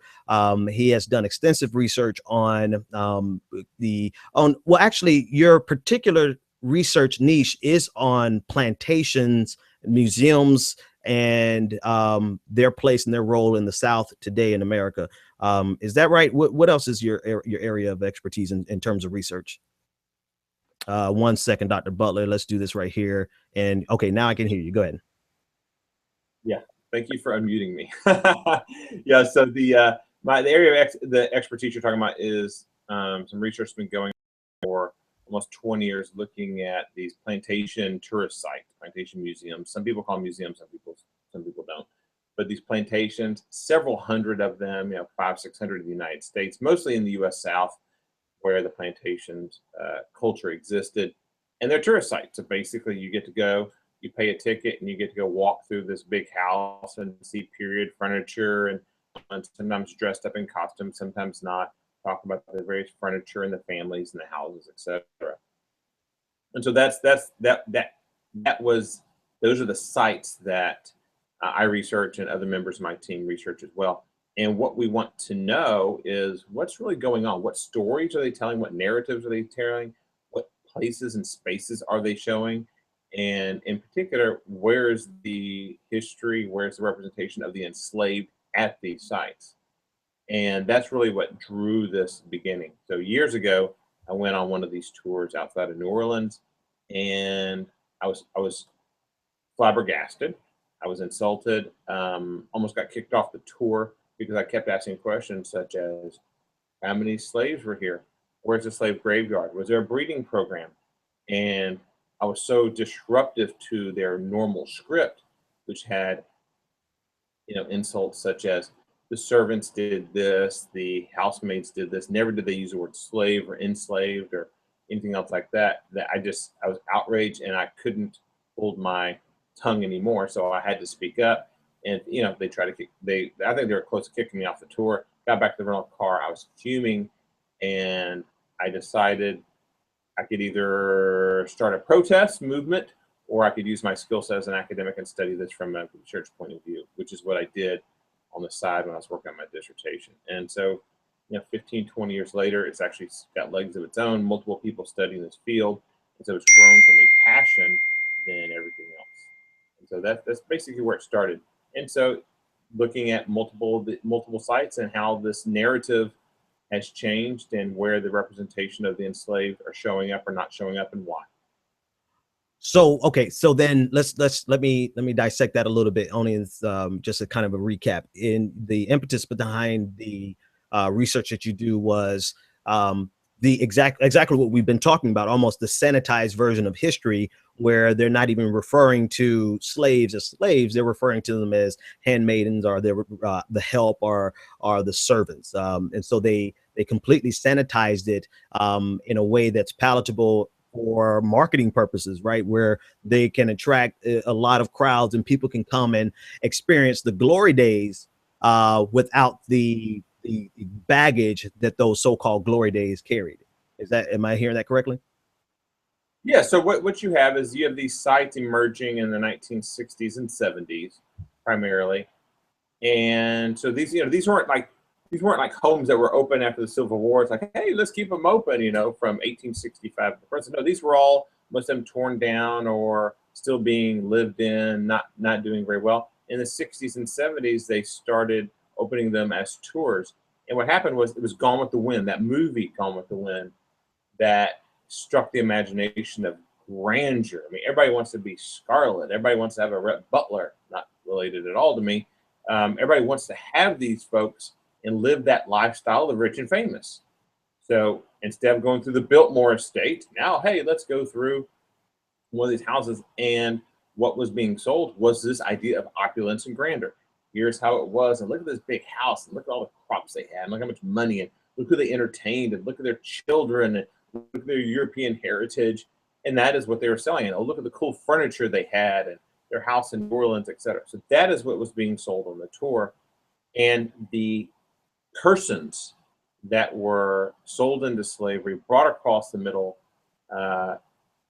passage, that survived, that were sold as slave markets, brought down, and then used as labor in the field, used in the house, used wherever their skill sets were to build this wealth, to build this opulence, were completely erased from the narrative. And that erasure is insidious. It's scary. It's just pretty bad.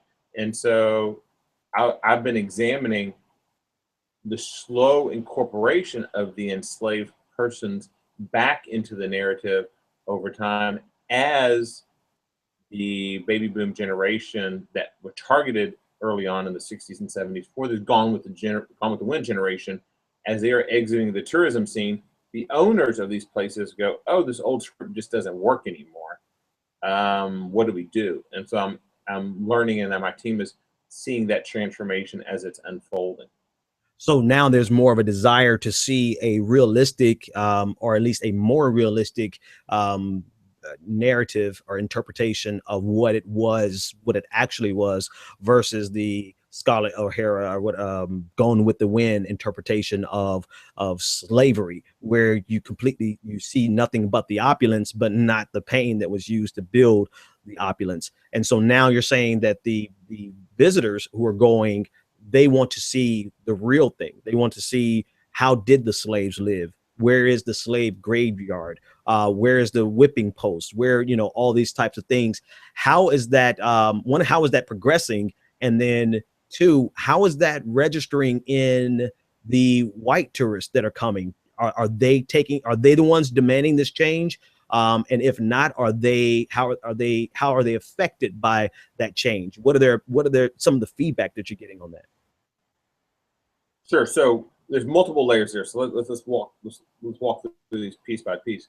So the first layer is, things are changing, but they're changing slowly. And they're changing not because usually the owners and operators of these sites are saying, you know what, it's time to change and tell a more complete story. What's happening is that the visitors, who are 97% white, they're going there, are saying, this old story just isn't resonating, and if someone along one of these pathways, so let's say a river road that has multiple of these plantations, one decides to incorporate more story of enslaved, a more balanced one, not complete by any measure, but more balanced and more inclusive, and their visitor count starts going up, the one that has the old story goes, we're losing out to them. What are they doing? Oh, they're doing that. Well, your choice is twofold. You can either adopt to the new trend, the new narrative, or you can slowly go out of business. And so I don't think there's a huge desire. There's not a political motivation.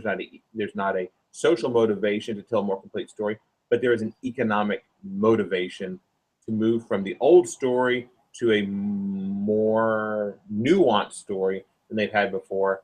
But knowing how far to push that story and to whom is really the challenge that I see unfolding right now. Who's pushing this? The visitors. Yeah, that's what I'm sorry. Yeah, I was going to say, but even though the driver behind the company that is running the museum, the plantation, their motivation is clearly business. The driver behind that is are the visitors who, for whatever reason, now the story is changing for them and their demand is changing. So I guess I would still have to go back and question where do we credit the desire for that change? Do we credit the desire for that change in terms of the national discourse, the national conversation evolving from this 1950, 1960 whitewashed version of American history to now we're having more adult conversations? You know, we're having more realistic conversations. And when people go on these tours, they're not seeing the realistic conversations that are being had in the broader society. They're seeing a movie prop, basically. I don't know. Right. It's edutainment, right? Which is, education and entertainment all blended together. And what you're seeing is that the stories, the narratives that they tell and that they show, they say these are historical. They're not historical. They're selectively historical. Accuracy is questionable. But really what they are is a reflection of modern day society. Mm-hmm. So what is being told or any visitor site is a reflection of current. If we were to go into one of these sites and start speaking in French from 1841, no one's going to be interested in that. So you are telling a current story lens, and the fact that there is to change the narrative to meet the consumer's demand, that means the consumers are more comfortable with a messy story, and the messy story happens to include enslaved persons. Yeah. I think that is, like you already said, but just to reiterate, it is a reflection of where we are right now. And as difficult as some people try to make it seem these conversations are, and how some people just want to avoid these conversations like the plague, it is evolving our culture, whether they want it to or not. I mean, we are addressing issues that let me say it like this. Black Lives Matter, the movement of Black Lives Matter, I feel, and this is just my personal estimation of it, they have brought a conversation to the national dialogue that is uniquely different than what has been discussed even through the civil rights era, right? Civil rights was about getting our rights, but now we're having a conversation about everything from beginning to the end of where we are right now.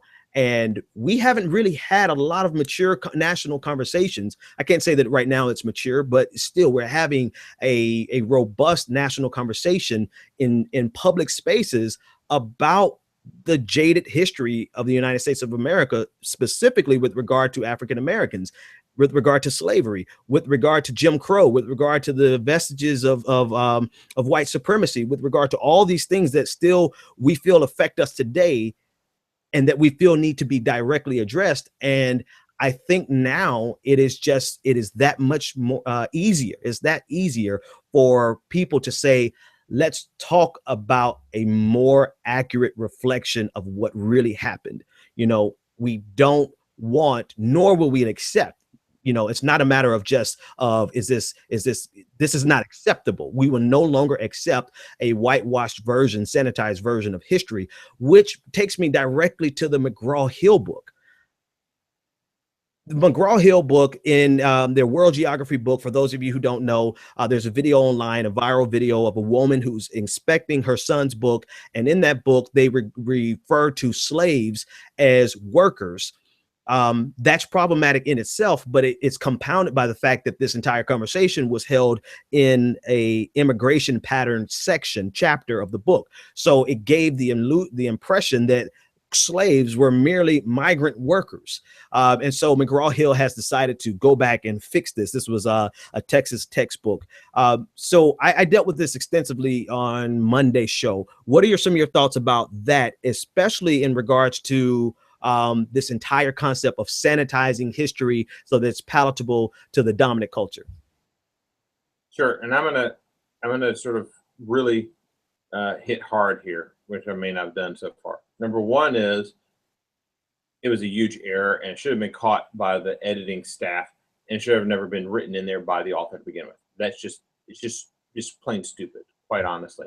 Number two is that McGraw Hill's handling of this issue from a public relations standpoint abysmal. The right answer should have been, number one, they should have hired me to help them figure this out. But besides them not making that smart decision, what they should have done is immediately pulled back the print run of this book. Secondly, they should have fixed it and gave a huge apology.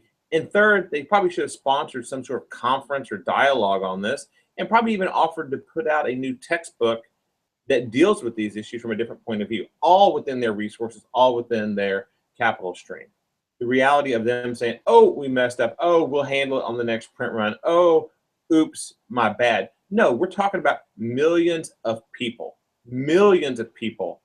that were forced into slavery, forced onto ships that were cramped to where a lot of them died in the passage and thrown overboard to be eaten by sharks.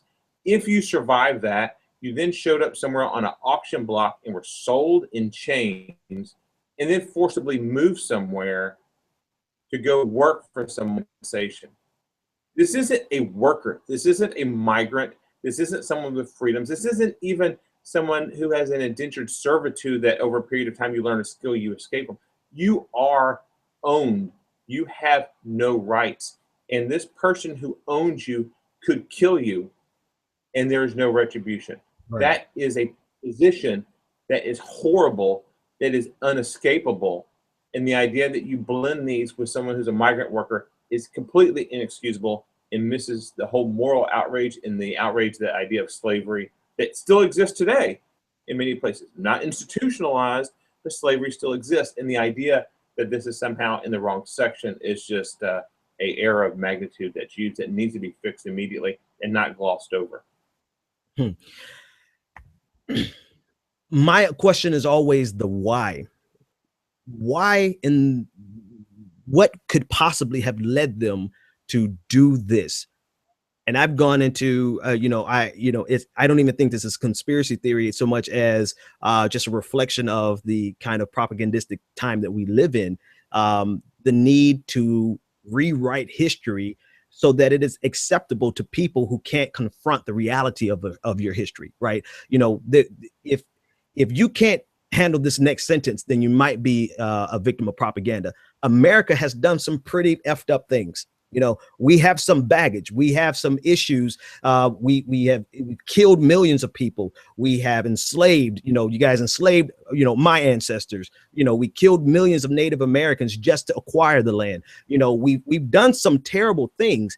And to me, it seems as though there is a need to rewrite the history so that people never have to confront what we have done as a nation. So when we sing the national anthem and we say the Pledge of Allegiance, it's like they want to sing it and say it from a immaculate conception point of view, where here's America just popped out clean and pristine. But no, it was a really bloody, dirty, grimy, disgusting history. And there's a lot of people, I think, in America who don't want to come to terms with that. And I think for me, that's the reason I think this type of error was written into this book. But then you also see the rewriting in a lot of other books. There's an entire controversy from 2014 where they're trying to lambast the New Deal by FDR, and they're trying to, specific targeted political agendas.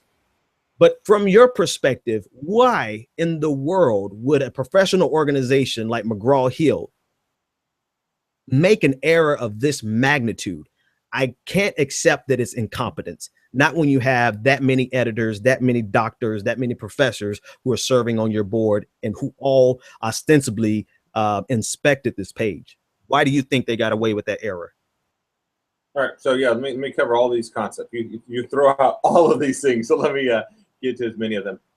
The United States has a very bloody history, but every country does.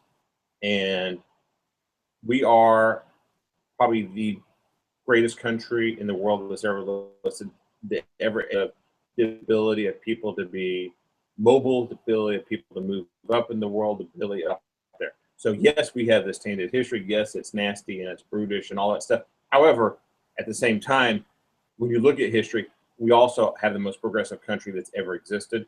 And so in some ways, wave the flag, be patriotic, but don't be blinded and don't be naive. Definitely. Second of all, is that there is a lot of white guilt out there around slavery in the United States. And a common occurrence is, well, I didn't own slaves and my ancestors didn't, therefore I'm not culpable. And I think there is that level that's out there, and that leads to people saying, well, it wasn't so bad, or since my people didn't do it, therefore it's not an issue, etc. And they're missing the conversation. The conversation has not to do with who did or did not own slaves. The issue is that white dominant culture still exists, and the effects of slavery are still here today because we're still talking about racialized issues. Racialized issues come from the fact that people were taken from Central Africa and the West Coast, brought over here and transplanted against their will. Many of them died. They were bred, they were sold, separated. Not too many generations later, we're dealing with these aftermath. Now, why did the error make in the book? I suspect because people don't want to talk about the issue, or they're ignorant, or whatever it is. But nevertheless, it's inexcusable. It is part of our history and needs to be addressed, and we need to face it head on if we're going to go through it. You don't run away from the pain. You run into the pain, you deal with it, you dialogue with it, and then you come out stronger on the backside. Yeah, and I agree with you 100% in the terms of you run directly into it, especially with, I come from that same mold, right? I contrary to quite a few people, some who Dr. Butler, I love America. I'm quite okay with America, but I'm very sober in the reality of all of America's baggage, of all the things America has done, not only to my people, but to people across the globe. That doesn't mean nothing is going to be perfect. Our country can never be perfect because of what it was born out of, right? So I don't understand the concept of people needing to rewrite history to make it more palatable. When you look in the mirror, you don't ignore the reality that of what you've done to yourself, right? I think that's just a human failing. I don't know, it's some psychological disorder, what's going on there. But the reality of it is confront it head on so that we can make the changes necessary to, one, never make those mistakes again, but then two, address the residuals, the vestiges of those mistakes. But if we rewrite history, then there's no culpability, there's no responsibility to fixing something because, well, we've just rewritten the text and slavery really wasn't that bad. It was migrant workers. And so since it was migrant workers, we have no responsibility to the effects of slavery that are still being felt hundreds of years later. So to me, it's not only a way of making America more acceptable to people who don't want to own up to America's past. It's also a way of making them not responsible for addressing all of the things that are a direct extension of hundreds of years of forced labor, slavery. So that's my thing. So it's not only do they need to fix this mistake, but I think it's a learning, not even a learning opportunity. It is a phenomenal opportunity to address the reasons why they would do that in the first place, right? McGraw Hill, don't just clean this up. let's talk about why you felt it was necessary to do it in the first place. And I think that would be more, that would help the national conversation more, but then it would also expose this, I don't even know the word to describe it, but fatuous is probably best. This fatuous desire to rewrite America so that we don't have to face all of the things that we've done in the past. I'll let you get the last word on that, Dr. Butler. And I know that you've given me a time frame that you have to make a move. So why don't you get the last word and tell everyone about your research and how they can get in touch with you if they ever want to follow up on any of your comments here. Sure. So I agree with you that there is a fundamental issue here. And in fact, the fact that we're in 2015 and this error was made by one of the leading publishing companies is inexcusable and needs to be fixed. And so far what they've done is, I think, draw more. I think they've added fuel to the fire. I don't think they realize the magnitude of the mistake and the national dialogue. They've stepped into the proverbial hot mess. Yeah. Number two is the fact that this was caught and the dialogue around this happened is a very positive thing to me. Imagine this went to print and everyone's like, okay, well, this is accepted. This is what they do. No, people are not taking this lying down. People are turning to social media. People are having this conversation.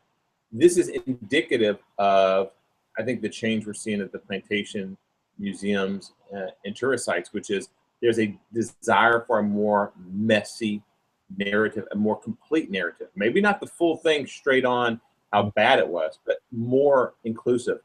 The fact that there is that desire for more inclusiveness, particularly in the younger generation, suggests exposure to people of different ethnic and racial backgrounds on television and music, etc. And so being able to have that in the history and be able to say, yeah, that's part of our history. Was it great? No. Is it pretty bad? Yeah. Is there explanations for it? Sure, we can try to understand it, but it's not something we want to repeat. And we definitely don't want to repeat that part of our history. So therefore, let's learn about it, learn from the mistakes, and move forward. That's the conversation that should be having right now. And the fact that I consider this somewhat positive, the fact that people caught this, there was a backlash, and there is people fixing it. I've yet to hear comments from anyone out there saying, no, this is exactly what happened. They were migrant workers. They actually, got a little card. They got a green card. They jumped on a boat or jumped on an airplane, came over here, and they were working for, lower wages than expected. But hey, they were hoping to get their piece of the American pie and stuff. I don't hear anyone defending that position, which is also a positive. So I guess I'm thinking of it in a glass half full rather than glass half empty. But problematic nevertheless. You don't go on social media much, do you? No, I'm kind of busy doing research. Why? Because there are quite a few people who are defending this position. But I could agree with you that I don't think anyone of substance, I've yet to hear anyone of substance defend this position. So in that regard, but are we talking about like 10% of the people or 5% of the comments that are defending this? Oh, I can't even give you an anecdote, but just I would say 5% is 5% too many. That's how I would spend that. Yeah, I mean, I could find a crazy person that could talk about anything crazy out there. So that's the democracy of social media. Everyone gets even the crazies get voices. So nevertheless, that is, so I do consider it a positive thing, and hopefully this will teach every publisher in the future that this is a real issue that needs to be confronted, and don't be foolish to rush something to production that has such a glaring error in it. And I think others will learn from that mistake and move forward. So that's good. Regarding the research, I am pleased. I think that the generations coming up, the generation X's and Y's, et cetera, that have been exposed to various cultures and ethnicities and stuff are changing. And I think the United States culture is being more embracive, more inclusive than it ever has before. And that's positive because it is actually white people, 97% of the people visiting these plantations, only 3% African Americans. Those are the people that are demanding the more messy narrative. So it's not all of a sudden, these African Americans are out there, in 50% numbers saying, hey, we want to see change here. No, I mean, they're not going because African Americans, for the most part, see plantations as places of negativity. I mean, that's where people were enslaved and killed and all that. They don't want to go look at furniture and, give this Gone with the Wind story. That's why the National Civil Rights Museum is there. Success. That's where victory is had. That's where you go. You don't go to a plantation where, things were all crummy and nasty and people were killed and stuff. And so it's a different place. However, as the dialogue changes, and it is more inclusive, and it is more truthful to what happened, I think the demographics will also change. So I think all those are sort of mixing. And so the movie, they're using a narrative, and the movie is moving from the Gone with the Wind dominant narrative, and I think eventually Django and other movies that are coming out will be sort of the dominant media that people think of when they go to these sites, and that's going to force them economically to survive, to change their narratives and stories and what they present. Ladies and gentlemen, I've been joined this morning and into this afternoon with by Dr. David Butler. His research on plantations, on cultural appropriation, the museum effect, but particularly the focus on plantations and how they have evolved from a narrative consistent with Gone with the Wind to evolving into something that's looking at the more realistic interpretation of what happened during slavery. Thank you, Dr. Butler, for joining us this morning. And now this afternoon, and we'll have you back whenever we can get a chance to discuss more of issues that definitely intersect with your research.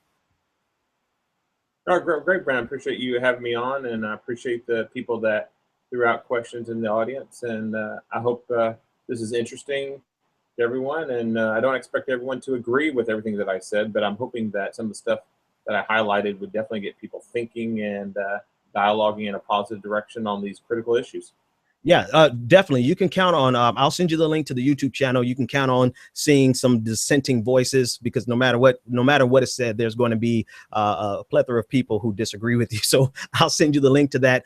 Ladies and gentlemen, that's Dr. David Butler. I want to thank him for being with me this morning for this interview episode of the Benjamin Dixon Show. And so one other thing I want to share with you guys, next Tuesday, we are doing another hangout for the Democratic debate that's coming up next Tuesday on the 13th. I want you guys to be here. I'll send out invitations. It will be again at 8 p.m. We're just going to have fun like we did last time. We're going to have a couple of guests. We'll discuss whatever they discussed on commercials. If you were here last time, you remember how much fun it was. So we want you to be there for that. Of course, be here tomorrow morning, 8 o'clock for our regularly scheduled show, and go to thebenjamindixonshow.com and sign up for our blog. Click on the Contact Us tab and sign up for our blog. Dr. Butler, again, thank you so much for joining us. And ladies and gentlemen, we will see you next time. And until that moment comes, when we, the Americans, are able to accept the fact that on that continent we are trying to forge a new identity for which we need each other, that I am not a ward of America. I am one of the people who built the country. Until this moment, that we are brothers. It's not a question of Jews or Christians or Muslims. We're all in the same boat. We need each other. Love is a condition so powerful. It may be that which holds the stars in the firmament. Until this moment. Love. Until this moment. Love. Until this moment. I come to you today to say that we can build a newer and better nation. I say we can do so, that we must do so, and that we will do so. You've tuned in to The Benjamin Dixon Show. Visit us online at www.thebenjamindixonshow.com.